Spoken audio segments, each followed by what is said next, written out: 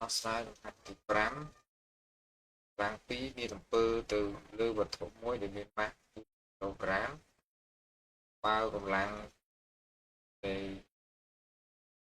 1 20កម្លាំងទី2 15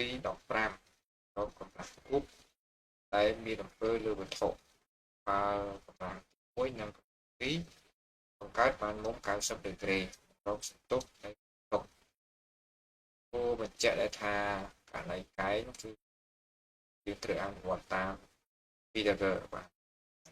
គឺមានន័យថាជាអង្កត់ទ្រូងនៃចតុកម្មជាអង្កត់ទ្រូងករណីមុំវាងកម្លាំងទី1កម្លាំងកែងគ្នាបាទព្រោះតែយើងឃើញ20ការ៉េ100 5ការ៉េ225នឹងបានរើសការ៉េនៃ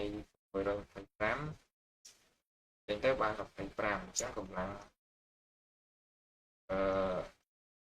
គប់មានទំហំលើផ្នែកស្មើ25យើងអាចរកសន្ទុះបានដោយផ្អែកលើច្បាប់ពីតុនស្មើនឹងអគុណម៉ាស់ទុកបាទអគុណរវាងម៉ាស់និងទុកចុះបរកសន្ទុះស្មើនឹងកម្លាំងចែកនឹងម៉ាស់បាទបានសន្ទុះស្មើ25លើ4បាន6.25ម៉ែត្រក្នុងវិទោសយ៉ាងទៀតដែលធ្វើតែកើតពីកម្លាំងនៃគុំនោះ1.25ម៉ែត្រក្នុងវិ